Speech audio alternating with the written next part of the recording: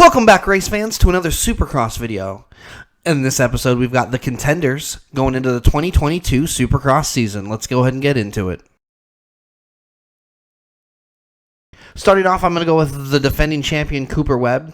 He's won 2 titles in the last 3 years, and he's primed and ready for his 3rd title. Last season, he ended the season extremely strong by going out and winning the race, even though he didn't have to go win it. I have Cooper Webb as my 2022 Supercross champion. Going into it, he had 3 hole shots on the season, which is pretty good. His average start was about 4th. He led 108 laps, which was 2nd out of everybody. And his average finish was basically 2nd and a half, so 2.5. So 2nd or 3rd. He had 8 wins on the season. In the 17-round season, he won 8. That's almost half. So he was very dominant last year. And like I said, I see him coming into this next season on the new bike. Same old team, and I see him just dominating again. And that's just my opinion. And at number 2, I have Eli Tomac. He's making the switch over from the Kawasaki over to the Star Racing Yamaha team. He's super excited. A lot of people said that he was running faster lap times on the Yamaha as soon as he got on it versus the Kawasaki that he was on. So I know that kind of scares a lot of people because Tomac is fast. If he can go out there and prove it and stay consistent on that bike, he could be your 22 Supercross champion. Last season, he did have 1 hole shot all year. I know he had a lot of start issues with that bike. His average qualifying time actually was a 5.3. He's normally top of the qualifying, so average 5.3 last season. It does show struggles there. His average start was a 6.7, and he only led 45 laps last season. He definitely struggled last year compared to previous years. He dominated the previous years, even though he might not have won the title. He got 3 wins last season to end with 326 points, finished 3rd overall. And 3rd on the list for our championship contenders. I'm keeping it simple this year. I'm going Ken Roczen. Kenny was very strong last year. His average qualifying position was 4. Position 4. He had 2 hole shots. Surprisingly, he had a lot of good starts, though, and he always started up front. It says here his average start was a 4.6, and he led the most laps last year, 156 laps. His average finish was a 3.6, and he had 4 wins on the season. He ended up finished 2nd with 353 points.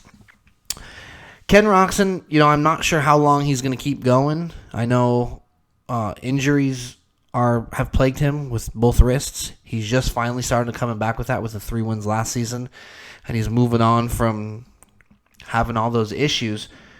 And I'm very thankful for the fact that I can say that these 3 are our title contenders. And the reason why I say that is because Ken Roczen's 27 years old.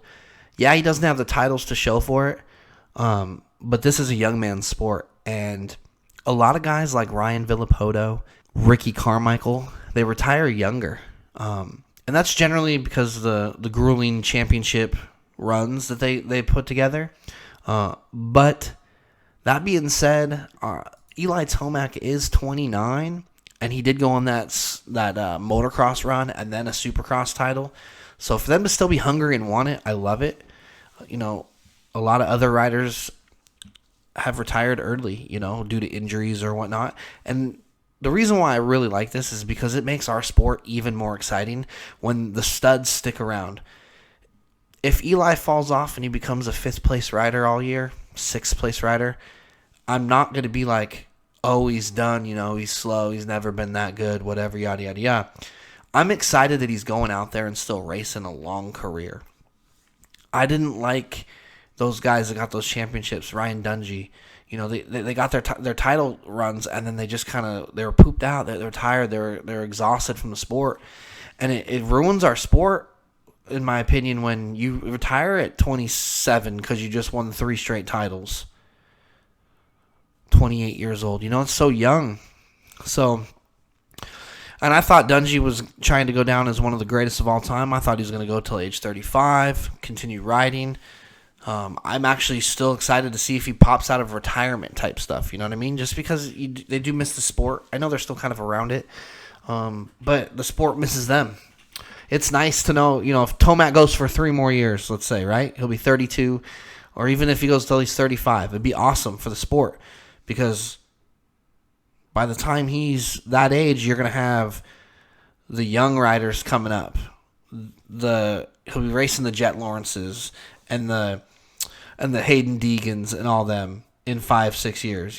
They might make it up to the 450 class by then. So it just makes more diverse racing, more deep racing when your top 20 is all champions of some sort. So I definitely appreciate the kind of the effort they put in and the time that they put in and sticking around. So my 3 contenders this year, those are my 3. I'm going to keep it simple. I do have a lot of people that could go out and they could step up for the first time in the 450 class and put it together. But that'll be in my next video, so stay tuned.